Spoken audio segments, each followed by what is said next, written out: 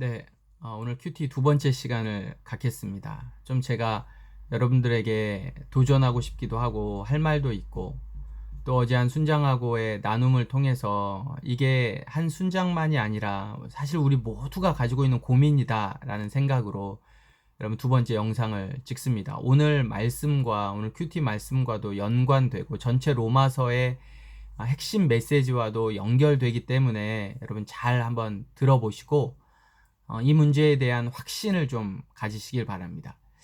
우리가 연약해요. 예수를 믿어도 연약하고 부족한 투성입니다. 근데 이 연약하고 부족한 것에 대표적인 것들이 몇 개가 있는데, 첫 번째는 정말 내가 내 삶의 주인인지 하나님이 내 삶의 주인인지가 우리가 믿음이 좀 약하고 여러 가지 세상 속에 살다 보면 이게 하나님이 주인이 아니라 내가 주인으로 살아갈 때가 많아요. 그래서 내 성공을 위해서, 나의 편안함을 위해서 예수님을 이용하고 있다라는 생각이 들 때가 있어요.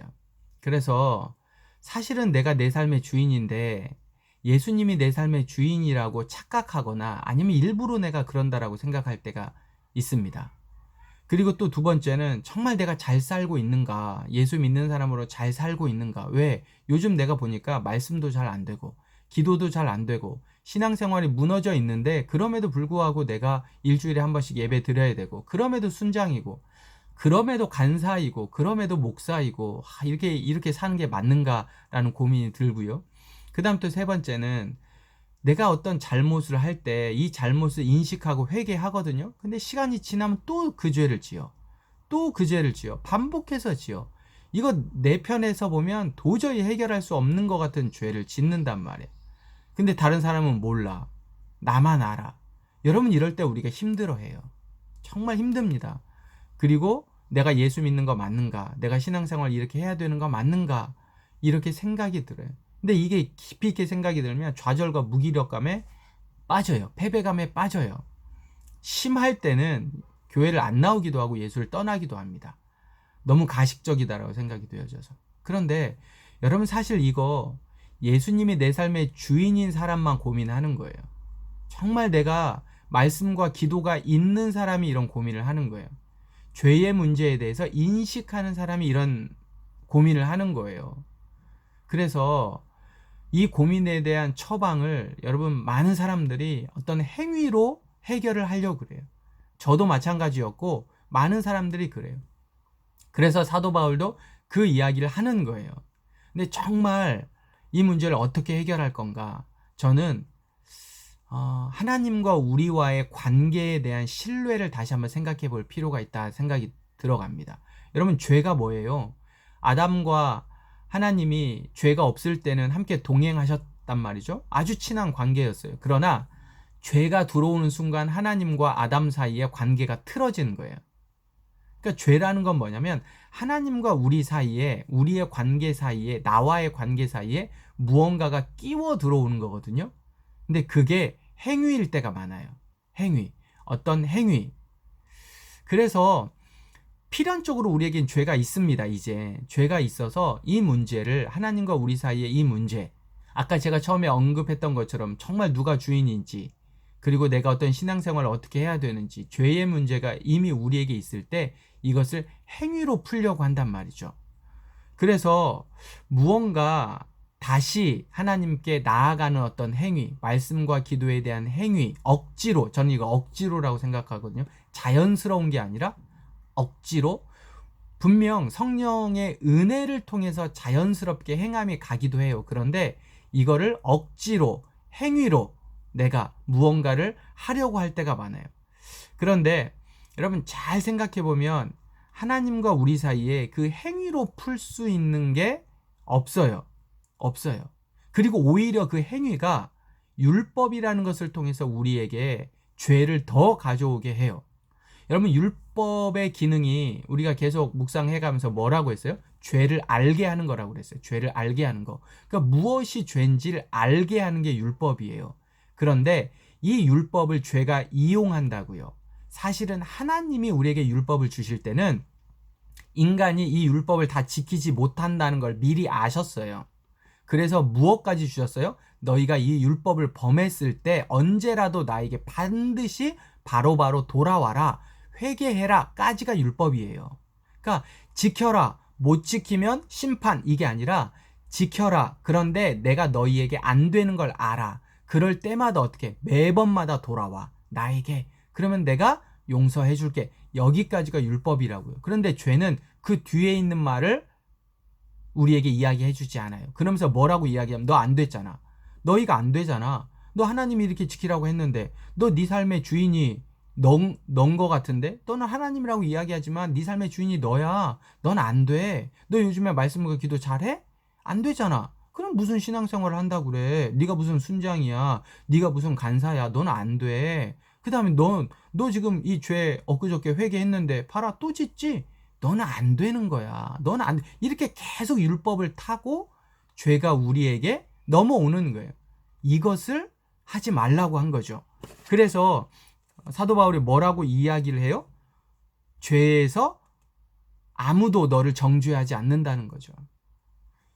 죄와 사망의 법에서 네가 해방되었다는 거예요. 무얼로? 예수 그리스도로. 근데 이 사실을 말씀이 우리에게 가르쳐 주는 거예요. 그러니까 우리의 행위로 안 되는 거예요. 그래서 뭐가 필요해요? 하나님의 은혜가 필요해요. 그 은혜는 무얼로 온 거예요? 예수 그리스도의 십자가로 우리에게 온 거죠. 그래서 오늘 말씀의 로마서 8장 28절 30절 우리가 알거니와 하나님을 사랑하는 자 곧 그의 뜻대로 부르심을 입은 자들에게는 모든 것이 합력하여 선을 이루느니라.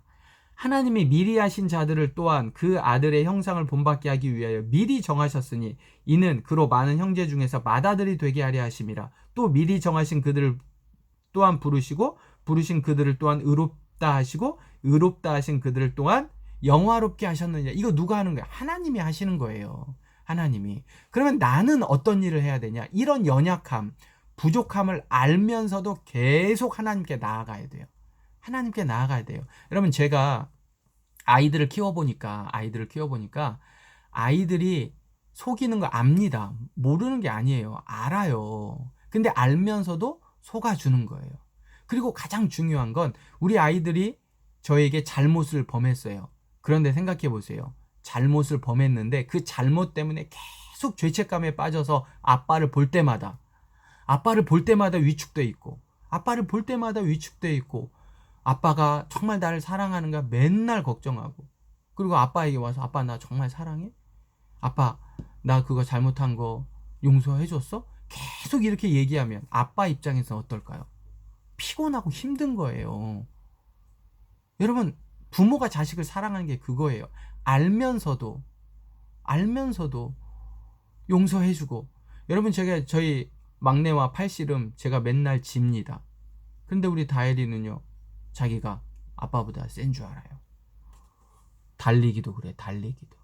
자 지금부터 저기까지 엄마한테 누가 빨리 가는가? 제가 항상 져요. 그럼 우리 다혜리는 정말 자기가 아빠보다 달리기를 잘하는 줄 알아요. 하나님이 이런 모습이에요. 그런데 생각해 보세요. 달리기를 자기가 아빠보다 느린 걸 알면서 매번마다 좌절하고 걱정하고 화내고 이렇게 하면 좋아하겠어? 그렇지 않단 말이죠. 인간의 부모도 이럴진데 하나님은요. 하나님은 그렇게 째째한 분이 아니라고요. 하나님은 그렇게 우리에게 그렇게 무섭게 심판하고 그런 분이 하나님은 다 이해하시고 받아주세요. 우리의 마음을. 왜? 우리가 안 되는 걸 아시니까. 우리가 안 되는 걸 아심에도 불구하고 하나님은 우리를 부르셨다고요. 그리고 의롭다고 하시고 우리를 영화롭게 하신다는 거예요. 여러분 이걸 믿음으로 받아들여야지 계속해서 하나님께 나아가는 어떤 행위로 이 행위도 은혜로 자연스럽게 되는 게 아니라 내가 억지로 하려고 하는 이 행위로 하나님이 우리의 죄를 동에서 서가 먼 것처럼 멀게 하셨다고 하셨어요. 여러분 생각해 보세요. 동에서 서가 얼마나 멀어요. 도저히 만날 수 없는 곳이 동쪽과 서쪽이에요. 근데 그 죄가 동에서 서가 먼 것처럼 멀리 하셨대요. 그리고 우리의 죄를 회개하면 다시는 기억하지 않으신대요. 여러분 우리는 내가 인식하고 있죠. 죄를 지었고 전에도 지었고 그 전에도 지었고 계속해서 반복되어서 짓고 있다라는 걸 우리는 인식해요. 머리로. 그러나 하나님은 한 번 회개하면 다시는 기억하지 않는다고요. 그러니까 하나님에게 있어서는 늘 우리가 첫 번째 짓는 거예요. 죄를 처음 짓는 거라고요. 만약에 우리가 정말 진정으로 회개를 하면, 그리고 진정으로 회개하는 것도 예수님의 은혜로 회개를 해야 되는 거죠. 예수님의 십자가로 회개를 해야 되는 거죠. 그래서 여러분 이 사실을 기억하세요. 누가복음 마지막으로 제가 합니다. 누가복음 15장에 보면 탕자 비유가 나옵니다. 탕자 비유. 탕자가 하나님 앞에, 아버지 앞에 가장 최고의 패역한 짓을 했어요. 그죠? 그럼에도 불구하고 외국에 나가 살 때 아버지는 걱정을 했어요. 자기 유산을 가지고 간 아들을 계속 걱정을 한단 말이죠. 근데 아들은 알 리가 없죠. 그거를. 그래서 허랑방탕하고 살다가 나중에는 어떻게 해요? 아버지에게 돌아와요. 근데 염치가 없어요. 그래서 자기를 아들 중에 하나가 아니라 품꾼 중에 하나로 써달라고 했어요. 근데 그 사실 앞에 아버지는 뭐라고 했을까요? 아버지는 그 죄를 다 잊었어요. 그리고 아버지가 기쁜 건 뭐예요? 아버지가 기쁜 건 그 아들이 돌아온 거예요. 아무것도 없이 돌아온 거예요. 내가 너에게 유산을 줬는데 10%라도 남겨서 돌아와야지 이 나쁜 놈아, 이렇게 하지 않았어요. 돌아온 것만으로도 아버지는 기쁜 거예요. 아들의 어떤 행위가 아니라 돌아오는 것 자체만으로도 아버지는 기뻤어요. 여러분, 우리가 하나님 앞에 돌아갈 때 무언가 나의 행위 때문에 하나님이 기뻐하시지 않으세요. 내가 무언가를 가지고 가야 된다, 내가 무언가 믿음이라도 있어야 된다, 이게 아닌 거예요. 하나님은 언제나 우리에게 돌아오기만 하면 그걸로 만족하시고 다시 깨끗한 옷으로 입혀주시고 손에 가락지를 끼워주세요. 근데 만약에 그러다가 아들이 또 도망갔어요.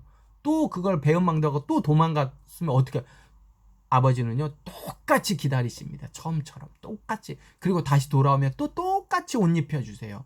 똑같이 가락지를 끼워주신다고요.